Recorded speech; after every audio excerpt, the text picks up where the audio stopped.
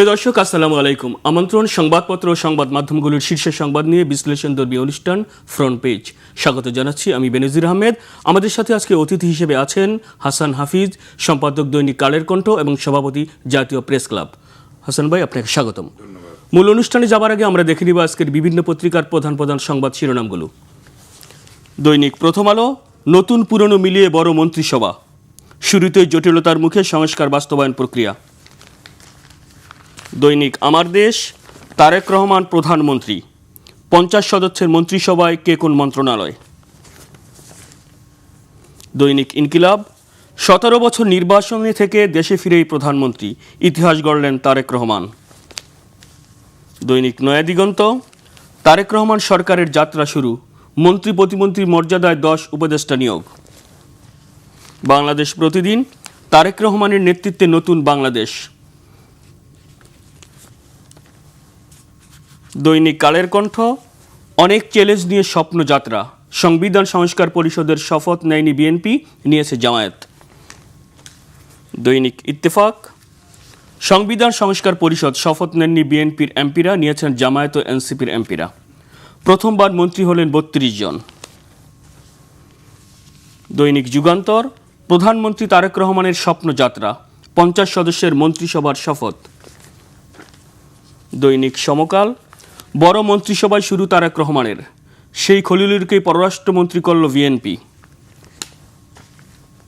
দৈনিক মানবজমিন, তারুণ্য নির্ভর মন্ত্রিসভা, 25 মন্ত্রী ও 24 প্রতিমন্ত্রীর শপথ, 41 জনের নতুন মুখ। দেশ রূপান্তর, তারেকের স্বপ্ন সারথি, শপথ নিলেন প্রধানমন্ত্রী, সঙ্গে 25 মন্ত্রী 24 প্রতিমন্ত্রী। দৈনিক কালবেলা, তারেকের নেতৃত্বে গণতন্ত্রের যাত্রায় বাংলাদেশ, শুরুতেই ধাক্কা খেল জুলাই সনদ বাস্তবায়ন আদেশ। দৈনিক বণিক বার্তা, প্রধানমন্ত্রী হিসেবে শপথ নিলেন তারেক রহমান, রাষ্ট্র পরিচালনায় তার যাত্রা শুরু। অর্থ ও পরিকল্পনা মন্ত্রী হলেন Amir Khasru Mahmud Chowdhury. The Daily Star, Tarique takes the reins, economy, rules of law, governments to be the focus, say ministers after taking oath. A legacy reclaimed his journey from exile to office. The new age, new era begins as Tarek shown in as PM. 49-member cabinet formed. Daily Observer, MPs takes oath, BNP forms government. Tarek Rahman shown in as PM. জি হাসান ভাই, আমরা দেখেছিলাম আজকের প্রধান পত্রিকার শিরোনামগুলো। দীর্ঘ 17 বছর নির্বাসন থেকে অবশেষে ইতিহাস গড়লেন তারেক রহমান, প্রধানমন্ত্রী হিসাবে শপথ নিলেন 11তম, 25 জন মন্ত্রী 24 জন প্রতিমন্ত্রী। কেমন হলো মন্ত্রিসভা?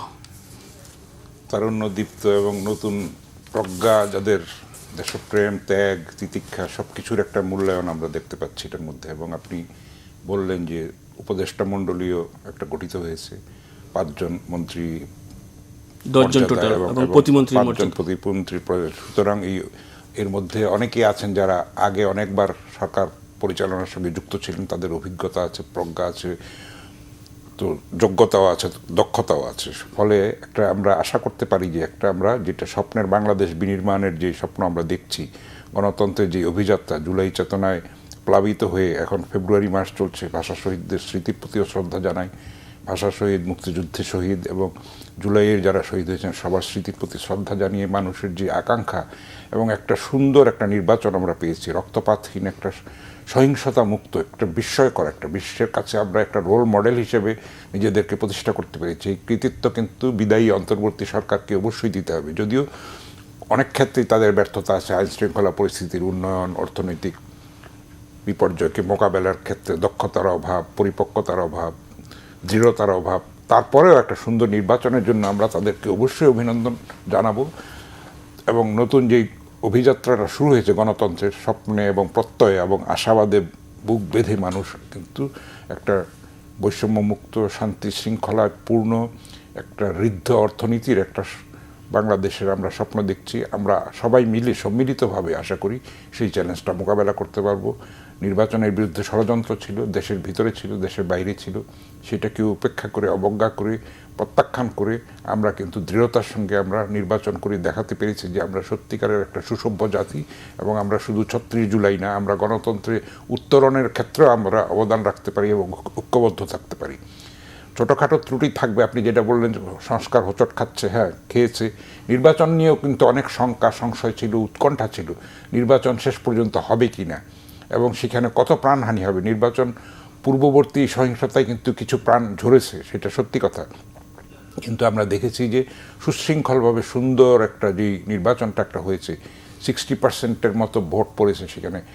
এই যে পতিত ফ্যাসিস্ট যে স্বৈরাচারী আওয়ামী লীগের সমর্থকরাও কিন্তু ভোট দিয়েছে এটার মধ্যে, ফলে এটাকে একটা ইনক্লুসিভ নির্বাচন অবশ্যই আমরা বলবো। সেটাও একটা বড় অর্জন, সেটা শুধু অন্তর্বর্তী সরকারের অর্জন না, আমি বলবো 18 কোটি মানুষেরই অর্জন।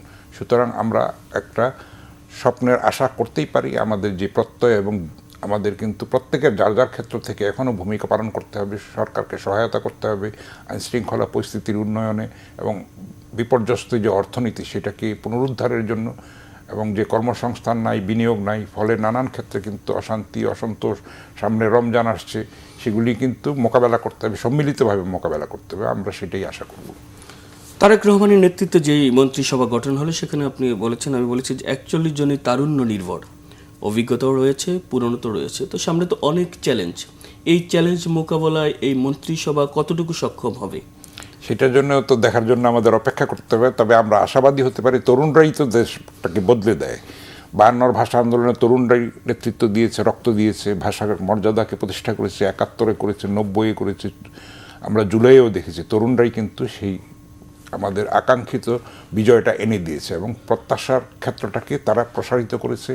আমরা সবাই মিলে সেটাকে যেন লালন করতে পারি, এটার বিকাশ ঘটাতে পারি এবং সত্যিকারের একটা শান্তিপূর্ণ একটা দেশ, বৈষম্যমুক্ত, সাম্প্রদায়িকতা মুক্ত, মুক্তিযুদ্ধের চেতনায় লালিত একটা দেশ যেন আমরা গড়ে তুলতে পারি।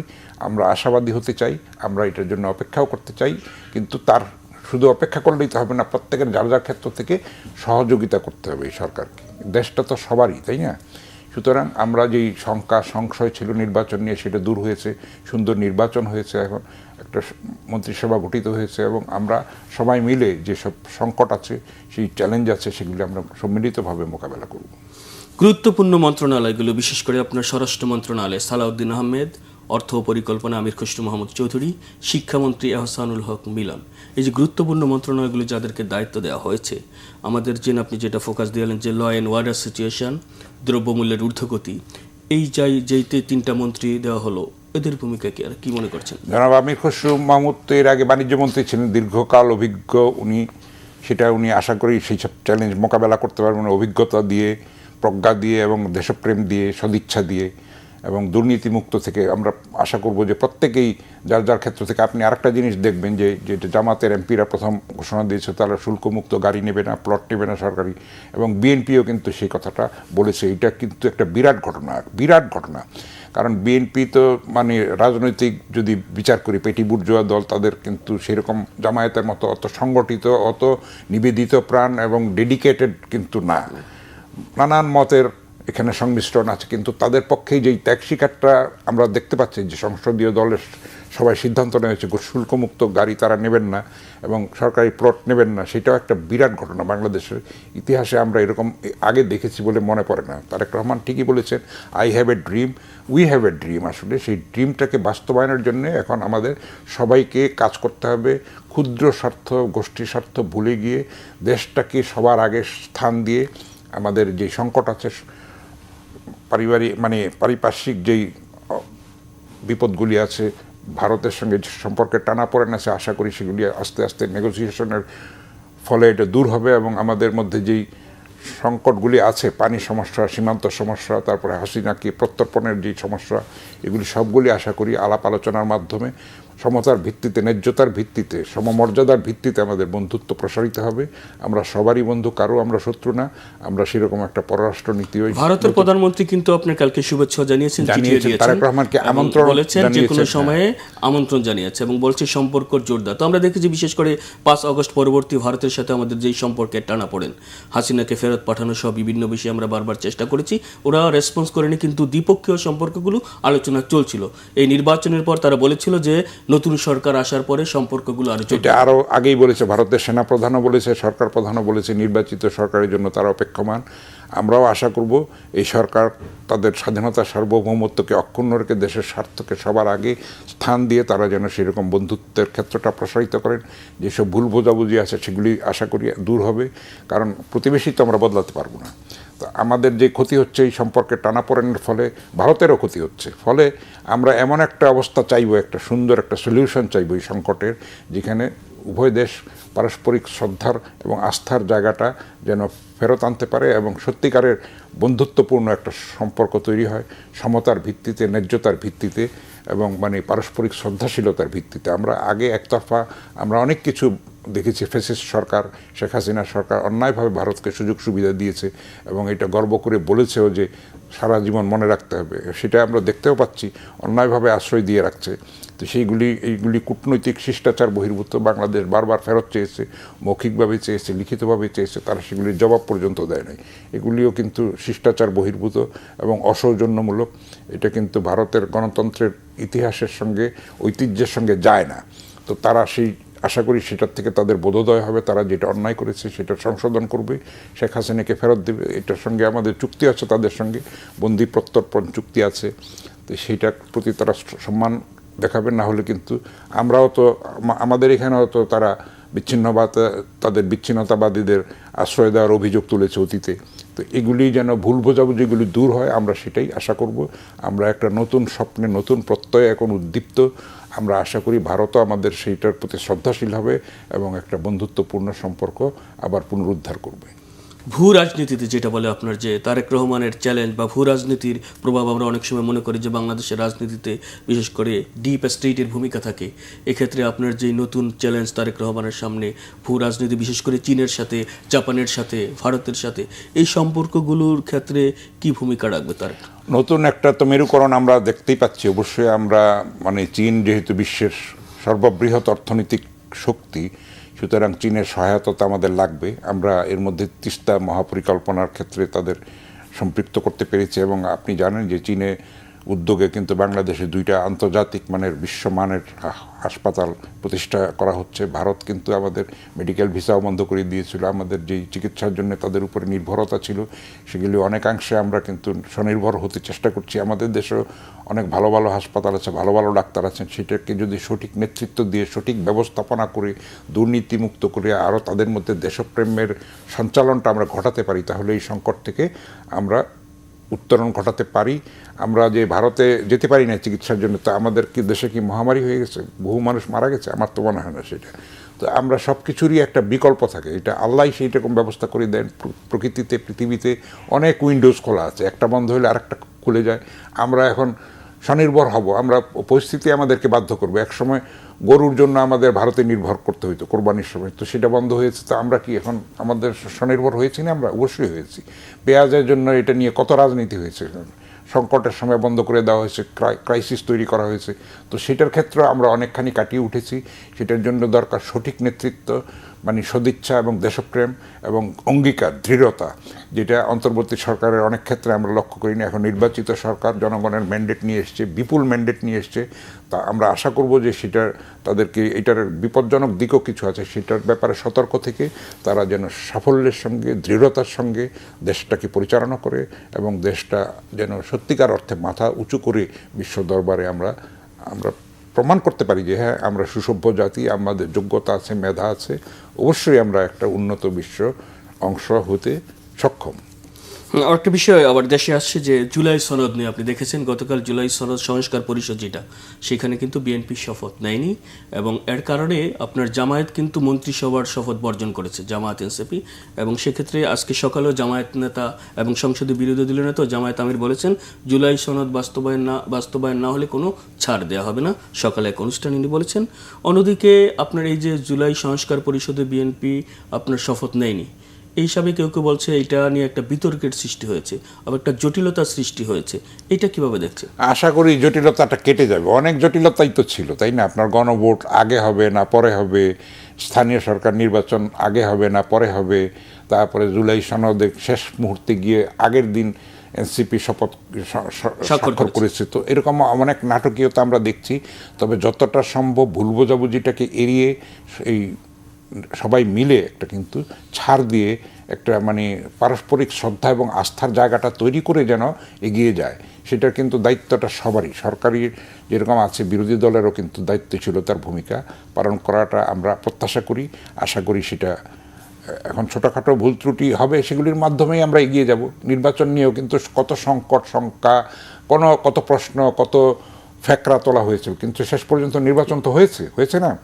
এবং কত প্রাণহানি হবে, কত কিছু হবে, সেগুলির সমস্ত কিছু জল্পনা কল্পনা, গুঞ্জন গুজব, সেগুলিকে মিথ্যা প্রমাণ করে কিন্তু আমরা নির্বাচন করে দেখাতে পেরেছি যে আমরা সত্যিকারের একটা গণতন্ত্র প্রিয় জাতি এবং মানুষ ভুল করে না, মাস পিপল কখনো ভুল করে না। তবে এইগুলি ভুল বোঝাবুঝি আশা করি দূর হয়ে যাবে এবং বিএনপি আশা করি তাদের মধ্যে যে তারা এটা সুন্দর ব্যাখ্যা দেবে। তারা বলেছে যে সংবিধানে এটা নেই কার ইয়েতে, তো আশা করি তারা সংসদীয় দলের বৈঠক করে শিগগিরই 2-4 দিনের মধ্যে এই সমস্যার সমাধান হয়ে যাবে বলে আমি আশাবাদী।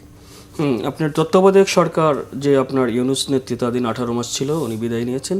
এই সময়ের পর বিশেষ করে আওয়ামী সরকারের সময় দেশের অর্থনীতি তো অনেকটাই আপনার একেবারে ভঙ্গুর অর্থনীতি গিয়েছে। নতুন অর্থমন্ত্রী যিনি আপনি আমির খসরু মাহমুদ চৌধুরী, তার সামনে তো অনেক চ্যালেঞ্জ, বিশেষ করে অর্থনীতির যে ঘাটতি এবং এই দীর্ঘ 17 বছরে বিদেশে পাচার হয়েছে অনেক টাকা, যেগুলো আনার জন্য ইতিমধ্যে বাংলাদেশ ব্যাংক, কেন্দ্রীয় গোয়েন্দা সেল কাজ করছে। কতটুকু এটা কি সক্ষম হবে, কি হবে? টাকা ফেরত আনা যাবে, এটা সমস্যাপেক্ষ ব্যাপার। পুরাটা না আনা গেলে অনেকখানি আনা যাবে আশা করা যায়। তো সেটা একটা দীর্ঘ নেগোসিয়েশনের বিষয়। আশা করি সেটার সদিচ্ছা থাকলে এটা করা সম্ভব এবং ভবিষ্যতে যাতে পাচার না হয় সেইটার রাস্তাটা বন্ধ করতে হবে। আসলে সেটার জন্যই কিন্তু দরকার সদিচ্ছা, সেটার জন্য প্রয়োজন কিন্তু দেশপ্রেম, অঙ্গীকার, দৃঢ়তা এবং দুর্নীতিমুক্ত একটা যে দেশ গঠন করার যে অঙ্গীকার এবং প্রত্যয়, যে মানুষ যেটা প্রত্যাশা করছে বৈষম্যমুক্ত একটা সমাজ প্রতিষ্ঠার, সেটা আশা করি এই নতুন সরকার সাফল্যের সঙ্গে করতে পারবেন। কারণ তাদের মধ্যে অনেক অভিজ্ঞ ব্যক্তি আছেন, দক্ষ ব্যক্তি আছেন, যোগ্য ব্যক্তি আছেন, মেধাবী ব্যক্তি আছেন। ফলে সবাই মিলে কিন্তু এই অনেকে বলছে যে এত বড় মন্ত্রিসভা হয়েছে, না আসলে অত বড় হয়নি। অনেককে কিন্তু 3-4টা মন্ত্রণালয় দেওয়া হয়েছে এবং টেকনোক্র্যাটদের মধ্যে থেকে অনেককে নেওয়া হয়েছে। তারা অনেক জনপ্রিয়, তারা অতীতে পরীক্ষিত নেতা, অগ্নি পরীক্ষায় উত্তীর্ণ। তারা দীর্ঘ আন্দোলন সংগ্রামে জেল জুলুম, হুলিয়া, গুম। আপনি স্বরাষ্ট্রমন্ত্রী সালাউদ্দিন সাহেব তো দীর্ঘকাল গুম ছিলেন, তার বেঁচে আসারই কথা ছিল না। তারপরে আপনার যে কায়কোবাদ সাহেব যে এমপি হয়ে মন্ত্রী হয়েছেন, ধর্মমন্ত্রী, তার তো যাবজ্জীবন কারাদণ্ড ছিল। সেগুলি অন্যায়, অবিচার এবং স্বয়ং তারেক রহমানের বিরুদ্ধে কত মিথ্যা মামলা দেওয়া হয়েছে। বেগম খালেদা জিয়াকে নিষ্পেষণ করে তাকে মৃত্যুর দিকে ঠেলে দেওয়া হয়েছে। সেগুলিরও তো বিচার হতে হবে, তাই না? সেই যে আপসের নেত্রী, যেই মহিষী নেত্রী, যেটা প্রমাণ হয়েছে বিশ্ববাসীর কাছে যে তিনি গণতন্ত্রের জন্য জীবন উৎসর্গ করেছেন, তো সেগুলি আমাদের সামনে, আমাদের কিন্তু পাথেয়। তার আদর্শ কর্ম যেগুলি আমাদের সামনে আছে, সেগুলিকে যদি আমরা পুঁজি করে এগিয়ে যেতে পারি, প্রেরণা করে এগিয়ে যেতে পারি, পাথেয় করে এগিয়ে যেতে পারি, অবশ্যই আমাদের মধ্যে অন্ধকারের কোনো আমি সম্ভাবনা দেখি না, আশঙ্কা দেখি না। অবশ্যই আমরা আলোর পথে যেতে পারবো, মানবিক একটা বাংলাদেশ গড়ে তুলতে পারবো, একটা কল্যাণমূলক রাষ্ট্র হিসেবে আমাদের দেশটাকে গড়ে তুলতে পারবো। পররাষ্ট্রমন্ত্রী যেনাকে বানানো হয়েছে সাবেক তত্ত্বাবধায়ক এই অন্তর্বর্তী সরকারের যিনি খলিলুর রহমান, এটা নিয়ে কিছু বক্তব্য থাকে। উনি জাতীয় নিরাপত্তা ছিল এবং তাকে পররাষ্ট্রমন্ত্রী দেওয়া হয়েছে, পররাষ্ট্র প্রতিমন্ত্রী সমবায়। পররাষ্ট্রমন্ত্রী মানে কতটুকু ক্যাপাবল বা কি? এইটা হয়তো বিশ্ব কানেকশনের বিষয় একটা থাকতে পারে, তারপরে নানান আন্তর্জাতিক একটা ব্যাপারও থাকতে পারে, অনেক ইকুয়েশন আছে এটার মধ্যে। সব তো আমরা জানিও না, সব কিছু প্রকাশ্যও নয়। তা আমরা তার পারফরমেন্সের জন্য অপেক্ষা করব, তাই না? আমরা চাইবো যে এরকম সুন্দর একটা সুষ্ঠু পররাষ্ট্রনীতি, যেখানে আমাদের মাথা উঁচু করে আমাদের বিশ্ব দরবারে নিজেদেরকে আমরা প্রতিষ্ঠা করতে পারি, সেটার চেষ্টাটা থাকবে। সরকার গঠন হয়েছে তো 24 ঘন্টাও হয়নি, তো আমাদের তো অপেক্ষা করতে হবে, তার কাজকর্ম দেখতে হবে, তখন আমরা মূল্যায়ন করতে পারবো, পর্যালোচনা করতে পারবো। আমরা আশাবাদী যে তার যে দক্ষতা, যোগ্যতা, মেধা এবং যে বিশ্ব কানেকশন, যে সেগুলিকে কাজে লাগিয়ে দেশের উপকার করতে সক্ষম হবেন, আমরা সেই প্রত্যাশা করতে পারি। একটা বিষয় হচ্ছে, আপনি যেটা আগে বলেছেন যে অতীতের সরকারগুলো আমরা দেখেছি দুর্নীতি এবং বাজার মূল্য। তারেক রহমানে কিন্তু প্রথমেই বলেছেন জিরো টলারেন্স নীতি, যে দুর্নীতির ক্ষেত্রে বাজার মূল্য নিয়ন্ত্রণে আমরা দেখেছি অতীতের সরকারও পারেনি, তো এই অন্তর্বর্তী সরকারের সময়ও বাজারের দাম কিন্তু তেমনটা পারেনি সিন্ডিকেটের মাধ্যমে। এই সিন্ডিকেট নতুন সরকার আবার আসলো, এই সিন্ডিকেট মুক্ত কিভাবে সম্ভব হবে, কি করা না, যেতে এটা পারে? করা সম্ভব। আপনি কিন্তু দেখবেন যে গত রোজায়ও কিন্তু অনেক সহনীয় ছিল দ্রব্যমূল্য, এটা কিন্তু একটা বিস্ময়কর বিষয়। সবাই মিলে যদি চেষ্টা করে তো তাহলে তো এটা চিহ্নিত করা এবং এটাকে অ্যাড্রেস করা অবশ্যই সম্ভব। এবং দুর্নীতিমুক্ত বাংলাদেশ তো গড়ে তুলতে হবেই। আমরা দেখেছি যে দীর্ঘ 17 বছরে যে আন্দোলন সংগ্রাম করেছে বিএনপি, রাজপথে থেকেছে, তাদের বহু নেতার প্রাণ গেছে, তাদের বিরুদ্ধে মামলা হয়েছে, হুলিয়া হয়েছে, দেশ ছাড়া ঘর ছাড়া হয়েছেন অনেকে।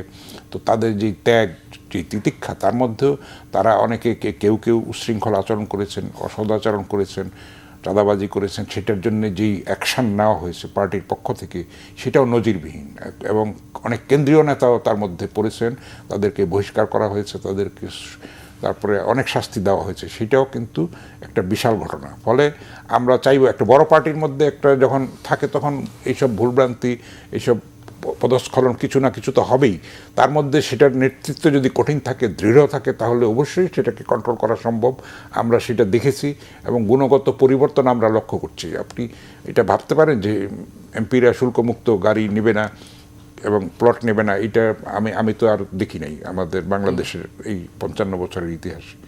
এটা প্রথমবারের মতো হতে যাচ্ছে এবং আমরা আশা করি এরকম নতুন নতুন আরও ইতিবাচক দৃষ্টান্ত তারা স্থাপন করবেন। গুণগত পরিবর্তন, যেটা মানুষের প্রত্যাশা, যে জুলাইয়ে পরিবর্তনের পর যে একটা বৈষম্যমুক্ত, একটা মুক্ত চিন্তার সমাজ এবং একটা অসাম্প্রদায়িক সমাজ এবং মুক্তিযুদ্ধের প্রকৃত চেতনায় লালিত যে সমাজটা গঠিত হবে, আমরা সবাই মিলে সেটা করব। এটা একটা এই শুধু সরকারের 50 জন মন্ত্রীর চ্যালেঞ্জ না, এটা সমস্ত জনগণের চ্যালেঞ্জ, 18 কোটি মানুষের জন্য এটা কিন্তু আমাদের অস্তিত্বের প্রশ্ন। দেশের সম্মান বৃদ্ধি করা এবং দেশটাকে সংহত করা, একটা সুন্দর একটা পরিবেশ গড়ে তোলা, এটা প্রত্যেকের দায়িত্ব। কিন্তু যার যার ক্ষেত্র থেকে আমরা যদি সেই দায়িত্বটা পালন করি তাহলে তো আমার মনে হয় না কোনো সংকট থাকবে বলে। সংসদে বিরোধী দল হিসাবে আপনার জামায়াত যে বলেছেন যে তারা থাকবে এবং জামায়াত জোটে থেকে বলা হয়েছে সরকারের গঠনমূলক সমালোচনা করবে, দেশ বিরোধী কোনো কিছু হলে প্রতিরোধ করবে, আন্দোলন করবে।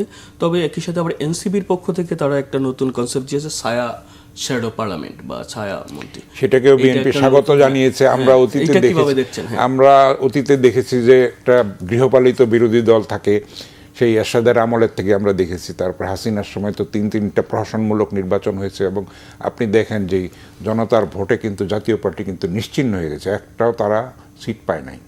সেটা কিন্তু লুপ্তই হয়ে গেছে প্রায়।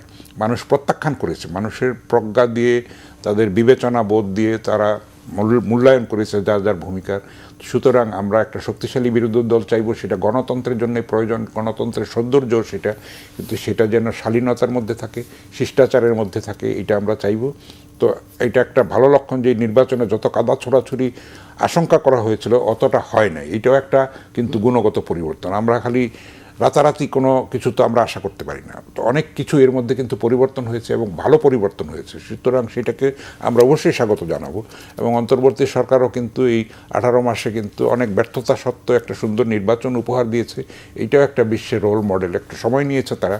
তো আপনি দেখেন যে জেনজি আন্দোলন নেপালে হয়েছে, আরও অন্য দেশে হবে। আমরা যেন নিজেদেরকে সেট করতে পারি একটা মডেল হিসেবে। ছোট্ট দেশ হলে কী হবে, আপনি দেখেন এখন ভাষার মাস চলছে, আন্তর্জাতিক মাতৃভাষা দিবস আমাদের 21শে ফেব্রুয়ারি হয়েছে। এটা কত বড় অর্জন, পুরা বিশ্ব সভ্যতার, পুরা বিশ্ব সংস্কৃতির অংশ হয়েছে।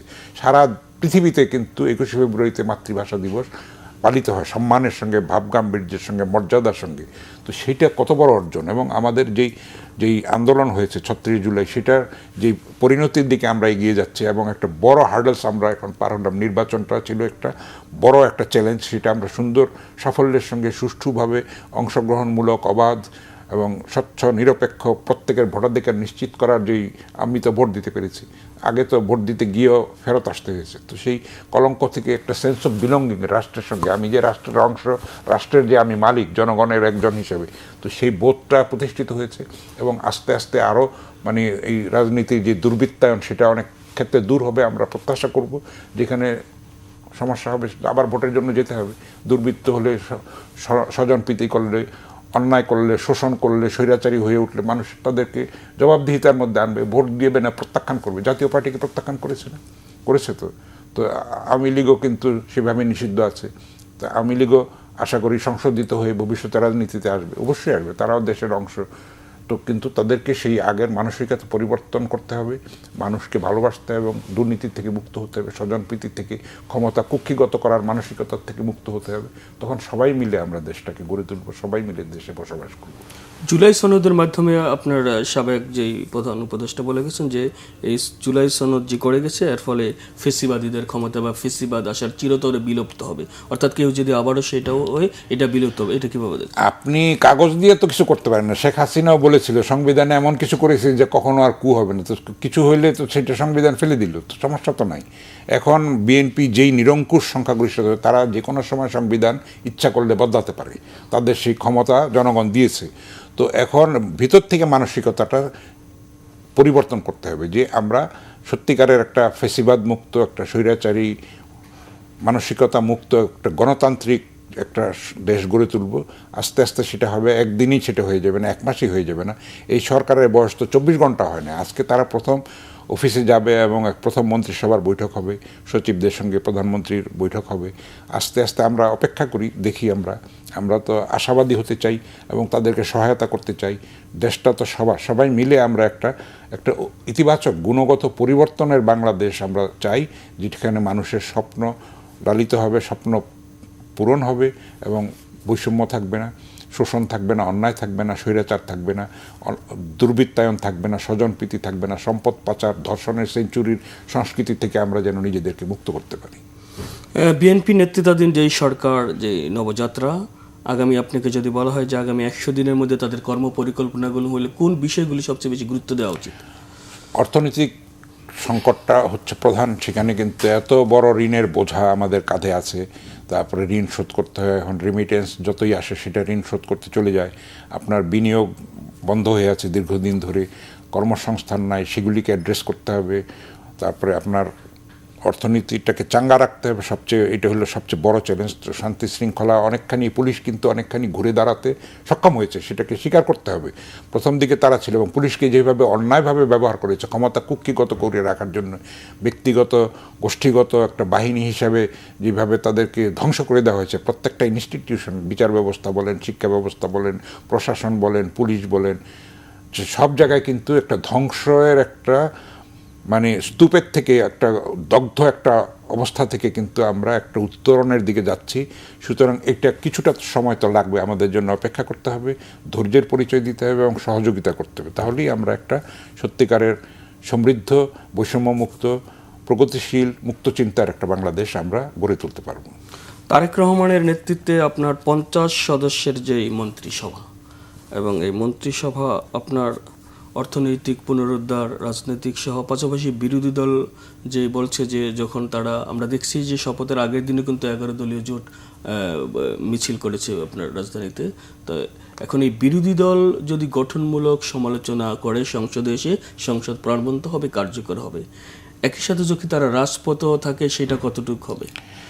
এটা তো এখনই সময় হয়নি, তাদেরকে তো দেখতে হবে যে কাজকর্ম কিভাবে করছে। তো এটা তো অসহিষ্ণুতারই পরিচায়ক। একটা সরকার দায়িত্ব নেওয়ার আগেই যদি এরকম হুমকি দেওয়া হয়, সেটা তো অনভিপ্রেত, এটা তো দুঃখজনক, এটা মানুষ এটা ভালোভাবে দেখবে না। তো তাদেরকে আমরা কাজ করতে দিই, কাজ করতে গেলে ভুলচুক হলে তখন তাদেরকে সমালোচনা করা যাবে, তাদেরকে সেইভাবে ভুল ধরিয়ে দেওয়া যাবে। সত্যিকারের বিরোধী দলের কাজটা তো সেটাই। রাজপথ গরম করে ফেলা তো কোনো বড় কথা না। আসলে একসময় হরতাল কত ক্ষতি করেছে এই দেশে দেখেন, কিন্তু সেটা থেকে আমরা সরে এসেছি। এখন হরতালের কথা আমরা চিন্তাই করতে পারি না।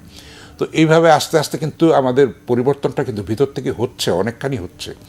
তো এটা ভাবা যায়, এইটা আমাদের দেশটা কত গরিব ছিল এবং কত আমাদের ঋণের ভারে আমরা জর্জরিত ছিলাম। আস্তে আস্তে কিন্তু আমরা স্বনির্ভর হয়ে অনেকখানি হয়েছি এবং আমাদেরকে আরও চ্যালেঞ্জ আছে সামনে, শিক্ষায়, যোগ্যতায়, মেধায়, আমাদের তরুণদের কর্মসংস্থানে, সেগুলির ব্যাপারে কূটনৈতিক যেটা আমাদের উন্নত আছে, ঘাটতি আছে, সেগুলিকে রিপেয়ার করা, সেগুলিকে আরও উন্নত অবস্থায় আনা, একটা সুষ্ঠু অবস্থায় আনা, সেগুলি অনেক চ্যালেঞ্জ আছে। কিন্তু সেগুলি শিক্ষাক্ষেত্রে আমরা যেটা দেখেছি যে বর্তমান যে শিক্ষা ব্যবস্থা, যেগুলো কেমন যেন একটা হজবরল অবস্থা, তখন সেক্ষেত্রে আমরা দেখেছি বর্তমান যে শিক্ষামন্ত্রী এহসানুল হক মিলন, সাবেক শিক্ষামন্ত্রী ছিলেন, আমরা দেখেছি নকল প্রতিরোধী হেলিকপ্টার করে আপনারা দেখেছি, সেটা একটা বিরল ঘটনা। এবং শিক্ষামন্ত্রী কিন্তু আরেকটা কাজ করেছিল, ইলিশ রক্ষার একটা আন্দোলন করেছে, উনি চাঁদপুরের কৃতি সন্তান। সেটাও আমরা কিন্তু এখন যে ইলিশ মাছ আমরা ভালোভাবে খেতে পারছি এবং সেটাও কিন্তু একটা বিরাট বড় অর্জন, বৈপ্লবিক পরিবর্তন। আমরা আশা করি যে শিক্ষাঙ্গনে যেসব নৈরাজ্য আছে, অরাজকতা আছে, সেগুলি অনেকখানি দূর করতে সক্ষম হবেন, কারণ তার যে অভিজ্ঞতা আছে সেটা আরও এতদিনে আরও প্রাজ্ঞ হয়েছে, সেটা সবাই মিলে কিন্তু আমরা শিক্ষাঙ্গনের নৈরাজ্য, সন্ত্রাস এগুলি আমরা দূর করতে আশা করি আমরা সক্ষম হব। শুধু একজনের পক্ষে তো সম্ভব না, সবাই মিলে এই চেষ্টাটা করতে হবে। এই চ্যালেঞ্জটা সবার, যেটা বিএনপি বলেছে সবার আগে বাংলাদেশ, সেই তাদের যে স্লোগান সেটা আমরা এখন কাজে ফলবতী হওয়ার জন্য যেই সময়টা তাদের দিতে হবে, এখনও 24 ঘন্টাই হয় নাই। এখনও যদি আপনি বললেন যে বিরোধী দল এরকম রাজপথে যাচ্ছে, তারা বর্জন করেছে, এটা ঠিক হয় নাই কোনোভাবেই, এটা সাপোর্ট করা যায় না। অবশ্যই তাদের আপত্তি থাকলে আপত্তি করবে, কিন্তু সেটা তো তারেক রহমান কিন্তু বলেছেন যদি আপনার কোনো হয় আমাকে আগে জানিয়ে আলোচনা করেন, এরপরে আপনারা যান। হ্যাঁ, কিন্তু সেখানে তো যাওয়াটা দরকার ছিল। এটা তো জনগণের ভোটে নির্বাচিত, এটা তো হাসিনার মতো আমিডামির নির্বাচন না, বিনা প্রতিদ্বন্দ্বিতার নির্বাচন না, রাতের নির্বাচন না। তো সুতরাং সেটার প্রতি তাদের শ্রদ্ধাশীল হওয়াটা প্রত্যাশিত ছিল। সেখানে তারা একটা ভুল করেছে, আমি অবশ্যই বলবো। হ্যাঁ, সরকারের ভুলচুক হতে পারে, তাদেরকে সেই সমালোচনাটা করবে, কিন্তু এটা বর্জন করে তো এটা কোনো সমাধান হলো না। বর্জন করাটা ঠিক হয় নাই কোনোভাবেই, এটা মানুষ পছন্দ করেনি। ওকে হাসান হাফিজ, আমরা অনুষ্ঠানের একেবারেই শেষ প্রান্তে, আপনাকে ধন্যবাদ। ধন্যবাদ। প্রিয় দর্শক, ফ্রন্ট পেজ এই পর্যন্তই। আগামীকাল দেখা হবে ঠিক একই সময়ে। ভালো থাকুন, সুস্থ থাকুন, শুভ সকাল।